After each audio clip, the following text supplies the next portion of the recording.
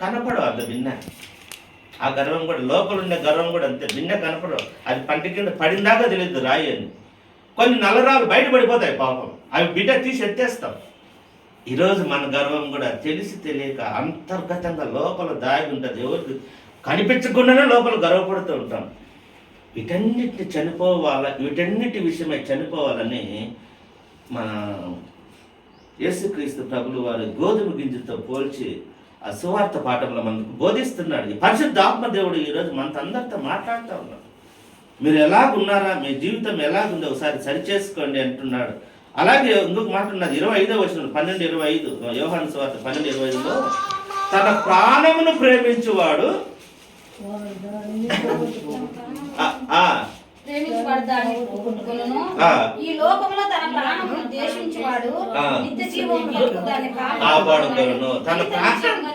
ప్రాణాన్ని ప్రేమించేవాడు. అబ్బా నా ప్రాణమా తినుము తాగుము సుఖించమంటే వర్పించాడా ఈ రాత్రికి నీ ప్రాణాన్ని అడుగుతున్నాడు.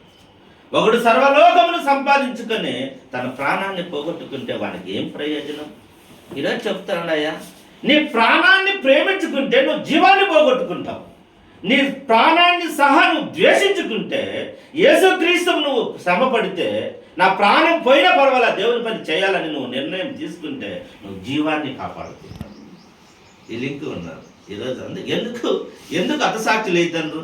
ఎందుకు క్రైస్తవులు నైజీరియాలో చంపబడుతున్నారు? ఎందుకు భారతదేశంలో కూడా అనేక మంది హతసాక్షులైనారు? మాకు ఈ శరీరంతో ఈ ప్రాణము పోయినా పర్వాలా, మాకు కావాల్సింది జీవము.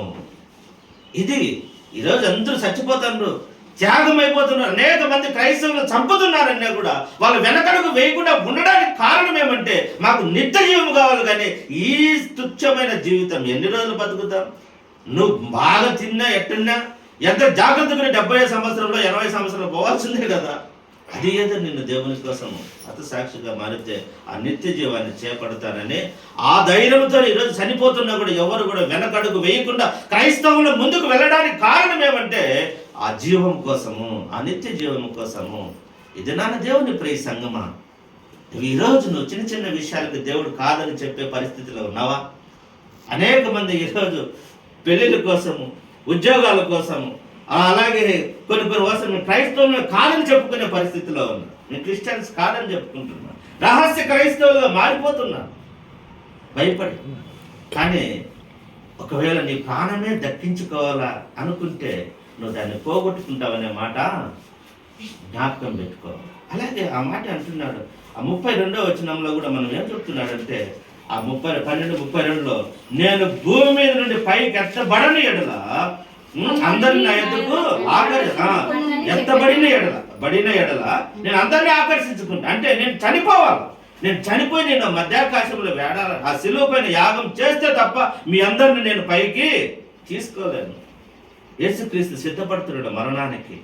నేను చనిపోవాల్సిందే, నేను చనిపోతే తప్ప మీకు జీవము లేదు, నేను ఎత్తబడిన ఎడల పైకి నిన్ను ఆకర్షించుకోనని మరి యేసుక్రీస్తు ప్రభులు వారు మనతో మాట్లాడుతూ ఉన్నారు. ఈరోజు మనమేమో మంచోళ్ళమని కాదు, మనం ఇంకా పాపులమై ఉండగానే ఆయన యుక్త కాలంలో ఆయన మన కోసం చనిపోయినాడు. మనమే మంచోళ్ళమని మన కోసం ప్రాణం పెట్టాల, మనం ఇంకనూ పాపులమై ఉండగానే ఆయన చనిపోయినాడు. మనం అనుకుంటాం నేను మంచిదాన్ని, నేను మంచోడిని, ఎవరు నేను నేను నేను నేను పుణ్యాత్ముని, నేను పరిశుద్ధని ఎవడు అయితే చెప్తాడు వాడే పెద్ద పాపి అంట. వాడే పెద్ద పాపి. నేను గొప్పదాన్ని, నేను ఏ పాపము చేయలేదని ఎవడైతే చెబుతాడో వాడే పెద్ద పాపి. వానికి మించిన పాపి ఇంకొకరు లేడు. అయ్యా నేను పాపి, నేను క్షమించంటే పరిశుద్ధుడిగా నీతిమంతుడిగా తీర్చబడతాం దేవుని సన్నిధిలో. ఇది నాన్న దేవుని ప్రియ సంగమా, యేసుక్రీస్తు ప్రభులు వారు మనందరి కోసం శిలువ బలియాగానికి ముందుగా సిద్ధపడుతున్నాడు. మనము కూడా ఈరోజు సిద్ధపడాలా. దేవా, నా పాపాలన్నింటినీ కడిగి వేసుకోవడానికి మరొక సంవత్సరము, మరొక లెంట్ డేస్ నా జీవితంలో ప్రవేశపెడుతున్నావు. మరొక కింకాయ వేసిన ఆదివారాన్ని నా జీవితంలో ప్రవేశపెడుతున్నావు. నేను నన్ను సరిచేసుకోవాలా, నన్ను నేను కడిగి వేసుకోవాలా, నన్ను నేను పవిత్రపరచుకోవాలని ఏ రోజైతే మనం అనుకుంటామో ఈ రోజు నుంచే మనం సిద్ధపడాలి. మనం కూడా సిద్ధపడేవారిగా ఉండాలి దేవుని ప్రియ సంగమా. అలాగే మనం సిద్ధపడాలి ఉండాలా. అలాగే మనకు పేతురు రాసిన మొదటి పత్రిక 3వ అధ్యాయం 18 నుంచి 22 వచనాల వరకు చూస్తే సిలువ కార్యము చెరలోనున్న ఆత్మల యొద్దకు వెళ్ళుట. అక్కడ ఏం జరుగుతుంది? సిలువ కార్యం జరుగుతుంది. చెరలోనున్న ఆత్మల యొద్దకు ఆత్మరూపిగా వెళ్ళాడు. ఎక్కడికి వెళ్ళాడు ఆయన? ఎక్కడికి వెళ్ళాడు చెప్పండి? చాలా మంది చెరగా పట్టుకున్నాడు, చచ్చిపోయిన వాళ్ళకి అడిగిపోయినాడు, వాళ్ళు లోపల హిడెస్ లేక నరకం లేకపోయినాడు, వాళ్ళు విడిపించడానికి అంటా ఉంటారు. కానీ పేతురు రాసినప్పటికి ఆయన లేదు. అక్కడ మాట మంచి మాట రాయబడి ఉన్నది. ఎవరి గురించి రాయబడి ఉన్నదంటే చూడండి, ఎవరి గురించి రాయబడి ఉన్నది చెప్పండి. ఓడలో ఎవరున్నారాడ? నోవాహు గురించి రాయబడి ఉన్నది. మనకు ఇచ్చిన పాఠంలో చూడండి. ఏలయనగా దేవుని ఎదురుండి వచ్చుట అవినీతి మంతుల కొరకు నీతిమంతుడైన ఈ క్రీస్తు శరీర విషయంలో చంపబడి ఆత్మ విషయంలో బ్రతికింపబడి పాపముల విషయంలో ఒక్కసారే శ్రమపడి దేవుని దీర్ఘశాంతం ఇంకా కనిపెట్టింది. పూర్వం నోవాహు దినములలో ఓడ సిద్ధపరచుండగా అవిధేయులైన వారి యొద్దకు అనగా చెరలో ఉన్న ఆత్మల యొద్దకు ఆయన ఆత్మరూపిగానే వెళ్ళినాడు. ఇక్కడ పోయినాడు అంటే నోవాహు దినములలో ఆత్మరూపిగా వెళ్ళాడు. ఇప్పుడు చనిపోయి మళ్ళీ చెరలోకి పోయి బోధించినాడని కాదు. అక్కడికి 100 సంవత్సరాలు కొంత బైబిల్ పండితులు ఏమంటారంటే, నోవాహు ఓడ చేసుకోవడానికి మొదలు పెట్టినప్పటి నుంచి ఓడ పూర్తి అవడానికి 100 నుంచి 120 సంవత్సరాల టైం పట్టిందంట ఆ ఓడ తయారు చేసుకోవడానికి. ఎవరులే, భార్య బిడ్డలు పోవాలా, చెక్కలు తెచ్చుకోవాలా, రెడీ చేసుకుంటా ఉండాలి. ఎన్ని రోజులు పట్టింది? 100 నుంచి అంటే కరెక్ట్ చెప్పాల టైం సంవత్సరాలు అందాస 100 నుంచి 120 సంవత్సరాల టైం పట్టింది ఓడ చేసుకోవడానికి. అప్పటికి వర్షం అనేది తెలియదు. అప్పుడు వస్తాడు, ఏం నావా ఏం పని చేస్తాను అని అంటారు. మేము ఓడ తయారు చేస్తాం. ఎందుకు ఓడ అంటే పైనుంచి వర్షం వస్తుంది. ఎప్పుడు పర్లేదే వర్షం పైనుంచి చినుకులు, నీకంటే తెలుసు? నాకు దేవుడు చెప్పినాడు. పోయే పిచ్చాడు, మనం పుట్టామంటే చూసిన పైనుంచి ఒక చినుకు రాళ్ళ, ఆయన పైనందుకుంటాయి నీళ్ళు కింద ఉంటాయి కదా, ఇట్లా చెప్పుకుంటా వచ్చినారు. అలాగున ఆ ప్రదేశం ఆ దేశం అంతా ప్రకటించబడింది. ఎట్లా ప్రకటించబడింది? వస్తారు, ఏం చేస్తాను ఓడ చేస్తాను. మరి ఎందుకు ఓడ? వర్షం వస్తుంది. ఎందుకు వర్షం వస్తుంది? ఎవరు చెప్పినారు? దేవుడు చెప్పినారు. ప్రకటించినట్లే కదా, ప్రకటించినట్లే కదా. ప్రకటించాడు 100 సంవత్సరాల పైన ప్రకటించాడు. ఎవరు వినల. వాళ్ళ దగ్గర ఆత్మస్వరూపిగా దేవుడు నోవాహు ద్వారా ప్రకటించబడింది. సువార్త అందరికీ ప్రకటించబడింది. వాళ్ళు ఏమన్నా మార్పు చెందారా? ఈరోజు కూడా అంతే. యేసుక్రీస్తు ప్రభుల వారు నీ కోసం నా కోసం మరణించి తిరిగి లేచాడు, మళ్ళా తిరిగి రానే ఉన్నాడు.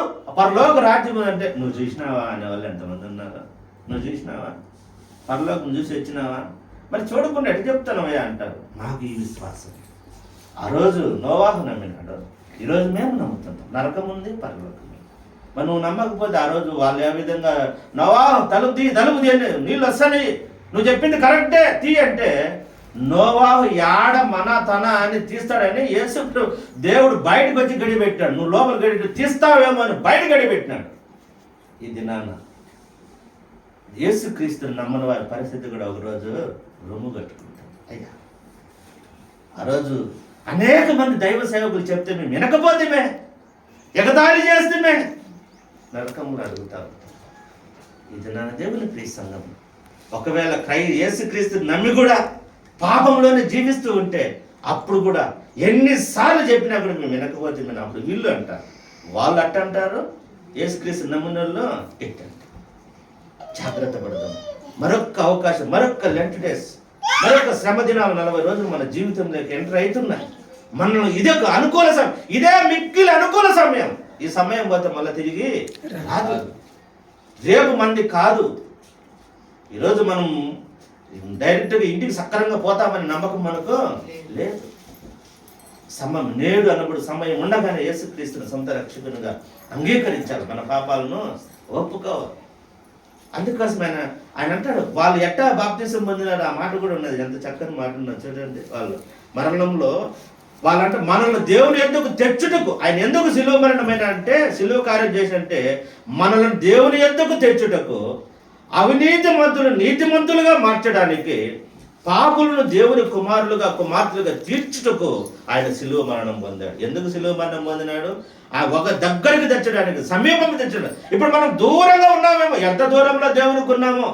ఈరోజు ఆయన అంటాడు, నాకు దగ్గరగా కాదు, నాలో మీరు ఉండాలి, మీలో ఆయనలో మనం ఉండాలా, మనలో ఆయన ఉండాలి. అంత దగ్గర ఉండాలి. కానీ నేను ఇక్కడ కొంచెం డిస్టెన్స్ మెయింటైన్ చేస్తాను, అక్కడ ఉండాలనే దానికి కాదు. ఇది దేవుడు ఆయనలో, ఆయనతో ఉండాలి మనం. అందుకు ఆయన సిలువ కార్యం చేశాడు. అందుకోసం ఆయన ఏముంటాడంటే, ఆయన ఆ మాట ఉంటాడు. ఈ విషయం బాప్తిజం గురించి చెప్తున్నాడు చూడండి. ఆడ వాళ్ళు 8 మంది నీటి ద్వారా రక్షణ పొంది దానికి సాదృశ్యమైన బాప్తిజం వీళ్ళు నీళ్ళలో దడిచినారా ఏమన్నా బాగా గుర్తు పెట్టుకోండి. ఇప్పుడు లూథరన్ చర్చెస్ వాళ్ళను చిలకడింపు బాప్తిజం అంట అంటారు. ఈడేమన్నా తగిలినా, నీళ్ళు తగిలినాయా? బాప్తిజం జరిగిందంట. ఎట్లా జరిగింది? ఓడలో ఉన్నారు, బయట వర్షం పడింది, కింద నీళ్ళు ఉన్నాయి. బాప్తిజం ఎట్లా జరిగింది? బాప్తిజం అంటే నీళ్ళల్లో మునిగినంత మాత్రాన శరీర మాలిన్యం పోతుందే కానీ ఆత్మకు పట్టిన మాలిన్యం పోవాలంటే నువ్వు నీళ్ళల్లో మునిగితే ఏమి, ఇంకేడ మునిగితే ఏమి? చిలకరింపు బాప్తిజం ఇచ్చే ఏమి? పరిశుద్ధ ఆత్మను యేసుక్రీస్తు రక్తంతో కడగబడినప్పుడే నిజమైన బాప్తిజం. కానీ నేను ఆడ పోయి చెరువులో మునిగినాను, ఈడ చిలకరింపు బాప్తిజం కానీ వాళ్ళు నీళ్లు చల్లినారు, నేను ఒప్పుకోనంటే ఇటువంటి బాప్తిజం ఉంటే నీ మనస్సాక్షిని ధైర్యపరుస్తుంది అంతే తప్ప, బాప్తిజము నిజమైన బాప్తిజం యేసుక్రీస్తు రక్తంలో కడగబడినప్పుడే నీకు నిజమైన బాప్తిజము. వీళ్ళు హెచ్కేల్ గ్రంథంలో నీ పైన శుద్ధ జలము జల్లేదను అంటున్నారు. నీ పైన ఏం జల్లేదును? శుద్ధ జలం చల్లేదును, రాతి గుండెను మాంసపు గుండెగా మార్చేదును. ఇప్పుడు శుద్ధ జలం చల్లినా చల్లకపోయినా నీ రాతి గుండె మాంసపు గుండెగా ఎప్పుడైతే మారుతుందో అది నిజమైన బాప్తిజం. అది నిజమైన మార్పు చెందకుండా నేను ఆడ బాప్తిజం తీసుకున్నా, ఈయన దగ్గర బాప్తిజం తీసుకున్నా, ఆయన చెయ్యి మంచిది, ఈయన చెయ్యి మంచిదని మునిగి వస్తే ఏం ఉపయోగమో లేదు. ఆత్మీయ జీవితం మారాలి, నీ హృదయం మార్పు జరగాలి. కానీ అందుకోసం రాతి గుండెను తీసి మాంసపు గుండె, ఆ కార్యం జరిగినప్పుడు నిజమైన బాప్తిజం. నీళ్ళలో ముంచిన దానివల్ల ఏం లేదు, చల్లిన దానివల్ల ఏమీ లేదు. నా దగ్గరికి వచ్చి అడుగుతాడు, బాప్తిజం తీసుకోవాలి సార్, ఎట్లా తీసుకోవాలి సార్, నేను మునగాలనా అంటే నీకు 2వ అవకాశం. మునిగినా బాప్తిజం ఇస్తా, నువ్వు నిలబడుకున్నా నీళ్లు పోసి బాప్తిజం ఇస్తా, ఎట్టయినా బాప్తిజం. ఏది కొరుకుంటుంది. నిన్నడు కొంతమంది మాకేం మునగద్దులే సార్, మేము అట్టే నిలబడుకొని తీసుకున్నాం, ఎట్టయినా ఒకటే. జరగాల్సింది ఏంది? నీ పాపం కడగబడాలి. ఇది బయటకు చెప్పుకోవడానికి, బాప్తిజం తీసుకుని చెప్పుకోవడానికి. కానీ బాప్తిజం తీసుకొని కూడా నువ్వు నరకానికి పోయాలి. చాలా మంది ఉంటారు. బాప్తిజం తీసుకొని పాపం చేస్తే, బాప్తిజం తీసుకుని వ్యభిచారం చేస్తే, బాప్తిజం తీసుకుని దొంగతనం చేస్తే, బాప్తిజం తీసుకుని అన్యాయం చేస్తే, బాప్తిజం తీసుకుని మర్డర్ చేస్తే, అంటే నాకు బాప్తిజం ముందు లైసెన్స్ అని నువ్వు పోతావా? డైరెక్ట్గా పోలేదు. దేవుని ప్రియ సంఘం, మార్పు జరగాలి, దేవుని వెంబడించేవారుగా ఉండాలనేది ఈ ఉదయకాలంలో దేవుడు మనతో మాట్లాడుతున్నారు. ఆ 4 కుటుంబాలు నీటి ద్వారా చూడండి, వాళ్ళు ఏం చెప్తాడంట, నీటి ద్వారా. ఇంకొక బాప్తిజం గురించి అపోస్తలుడైన పౌలు గారు చెప్తాడు. ఇంకొక బాప్తిజం ఏదంటే, మరి హెబ్రీ రాసిన పత్రికలో ఎక్కడ ఉంది ఆ మాట ఉన్నది, వాళ్ళు సముద్రంలో, ఎర్ర సముద్రం నడిచిపోయి దీని ద్వారా అందరూ బాప్తిజం పొందింది అంటారు. లక్షల మంది బాప్తిజం ఎట్టపోయినారు? ఎర్ర సముద్రంలో నడిచిపోయినారంట.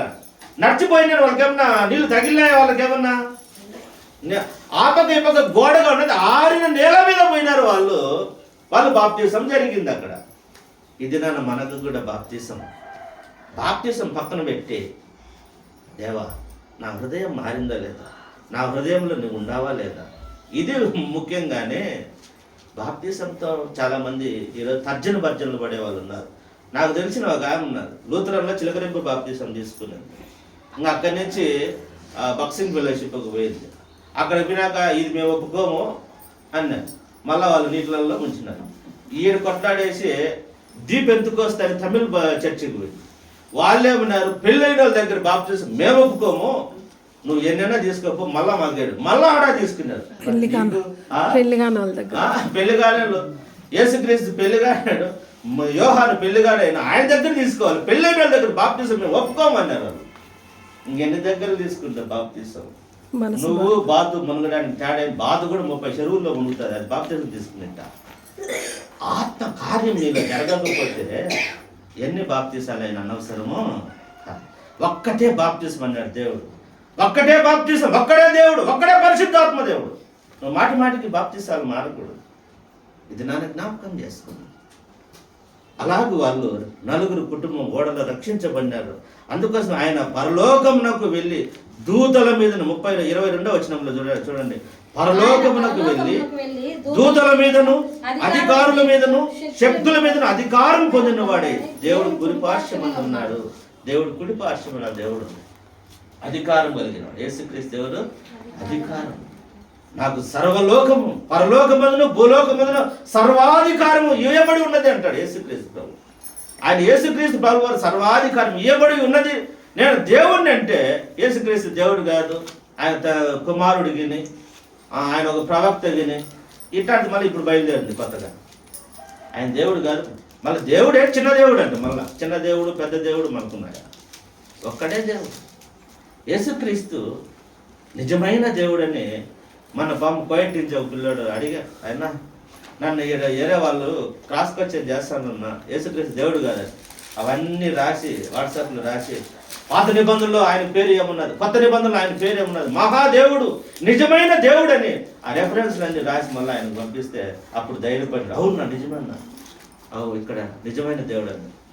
యేసుక్రీస్తే నిజమైన దేవుడు. ఆయన నీ కోసం నా కోసం ప్రాణం పెట్టాడు. ఆయన దూతల మీద ఆ ప్రధానుల మీద అధికార శక్తుల మీద అధికారం పొందిన వ్యక్తి. నువ్వు ఆయన ఒప్పుకుంటే నువ్వు పరలోకం పోతావు, లేదంటే పోలేవు. ఆయన ఏమన్నాడు, ఒక మాట అన్నాడు యోహాను సువార్త 14వ అధ్యాయంలో 6వ వచనంలో ఏమన్నాడు ఆయన చూడండి. యోహాను సువార్త, నేనే మార్గము, నేనే సత్యము, నేనే జీవం, నా ద్వారా తప్ప ఎవడును తండ్రి ఎందుకు. నేనే మార్గమే. నువ్వు పరలోకం రావాలంటే నేను, నువ్వు నన్ను నమ్మకపోతే నువ్వు ఎట్టేస్తావు, ఎట్టబోతావు చెప్పుకుంటున్నా. ఇది నాన్న ఆ విషయాలన్నీ మనం జ్ఞాపకం చేసుకున్నాం. ఆయన సిద్ధపడుతున్న దేవుడు మన కోసం ప్రాణం పెట్టాలని సిద్ధపడుతున్నాను. ఈరోజు నువ్వు నేను సిద్ధపడాలా. సిలువ బలయాగానికి మనం కూడా ఆయనతో పాటు ఆయన మరణంలోనికి మనం కూడా బాప్తిసం పొందాలి. ఎవరి మరణంలోకి? ఆయన మరణంలోకి మనం పాలు పొందితే తప్ప మనకు జీవము రాదు. ఈరోజు ఆయన మరణం వద్దు స్వామి, నాకు కష్టాలు నాకు వద్దు, నాకు అన్ని సుఖాలే కావాలంటే ఎట్ట కుదురుతుంది? నేను చెప్పాను, రూపాయి ఉంటుంది కదా, రూపాయి నోటు ఉంటుంది, ఈ పక్క బొమ్మ ఆ పక్క బొరుసు. నాకు ఈ బొరుసు వద్దు, బొమ్మ మాత్రమే కావాలంటే చెల్లుతుంది అది రూపాయ? కష్టాలు సుఖ ఆశీర్వాదాలు రెండు జాయింట్గా వస్తాయి, ఫ్యామిలీ ప్యాక్ మాదిరి వస్తుంది అంతా. నువ్వు అనుకుంటావు నాకు కష్టాలు వద్దు స్వామి ఇయే రావాలంటే కుదరదు. ఈ రెండు ఫ్యామిలీ ప్యాక్ మీద ప్యాక్ చేస్తాయి. రెండు కష్టాలు, శ్రమలు, అవమానాలు, ఇబ్బందులు, ఈ పక్క ఆశీర్వాదాలు, నిత్య జీవం, పరలోకము, ఈ రెండు కలిసే వస్తాయి. నాకు ఈ యొద్దు అనడానికి కాదు. రూపాయికి ఏ విధంగా ఈ పక్క బొమ్మ నాకు వద్దు అంటే చల్లదు. ఈరోజు మనం అందరం జ్ఞాపకం చేసుకోవాలి. కాబట్టి పరలోకానికి వెళ్ళడానికి శ్రమలు, నిందలు, అవమానాలు, వీటితో పాటు ఆశీర్వాదాలు కలిసి వస్తాయి. నువ్వు రెండింటిని యాక్సెప్ట్ చేయాల్సిందే. పరలోకం కావాలంటే, వద్దనుకుంటే వెళ్ళిపో. అలాగే యెషయా గ్రంథంలో ఏం చెప్తున్నాడంటే రానయ్యున్న రాజ్యంలో ఆశీర్వాదాలంట. రానయ్యున్న రాజ్యంలో యెషయా గ్రంథంలో రానయ్యున్న రాజ్యంలో ఆశీర్వాదాలు. ఆ మెసేజ్ ఆ 34వ అధ్యాయం అంతా ఏమున్నదంటే ఆ 34వ అధ్యాయంలో సర్వనాశనము, వినాశనము గురించి ఉన్నది. 35వ అధ్యాయంలో యెషయా గ్రంథంలో మరి ఆ అధ్యాయం అంతా చూస్తే ఆనందము, ఆశీర్వాదాలు అక్కడ ఉన్నాయి. అక్కడ ఏమంటున్నాడు ఆయన చెప్పేది చూస్తే, సడలని చేతులను బలపరచుటకు, తొట్టిన మోకాలను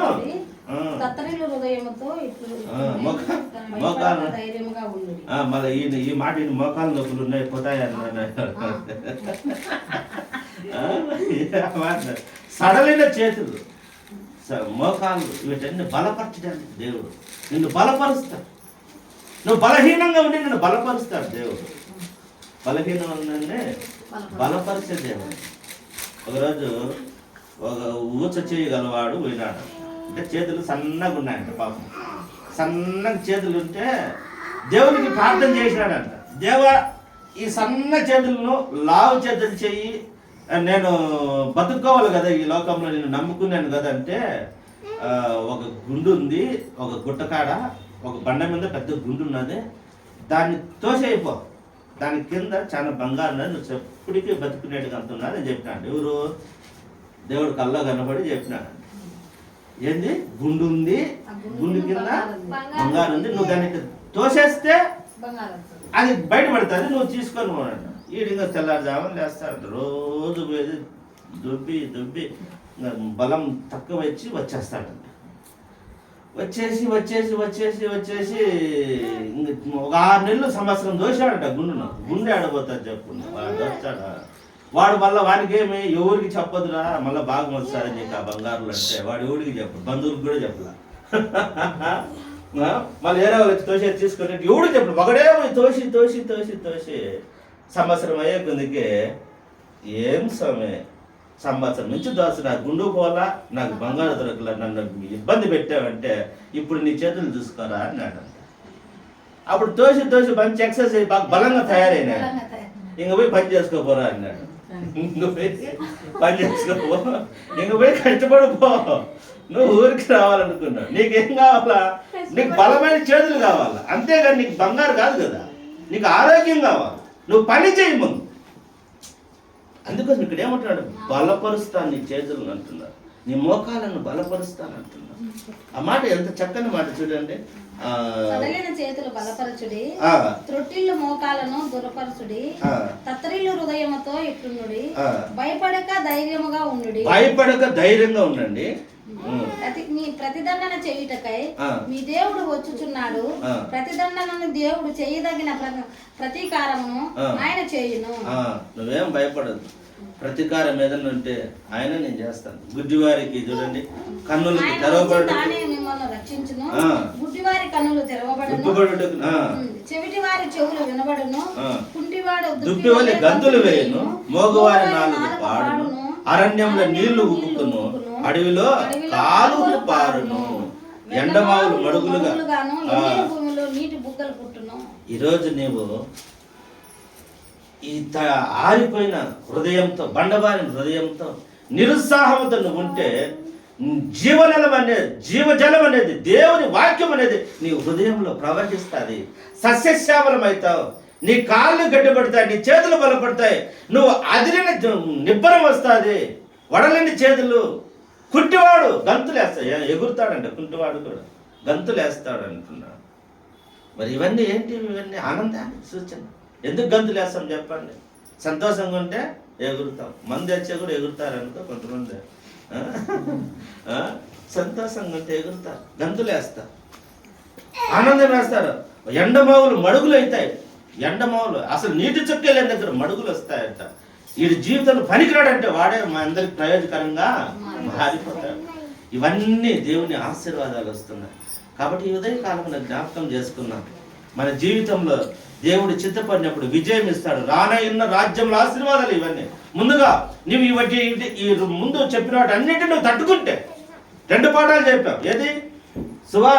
సువార్త పాఠము, పత్రిక పాఠంలో నువ్వు కష్టాలు వాటిని దేవునితో సంబంధం కలిగి ఉంటే రానయ్యున్న రాజ్యంలో ఆశీర్వాదాలు ఎట్టుంటాయో పరలోకంలో, నీకు అవన్నీ దేవుడు ముందు ఉన్న రాజ్యంలో ఆశీర్వాదాల గురించి చెప్తా ఉన్నాడు.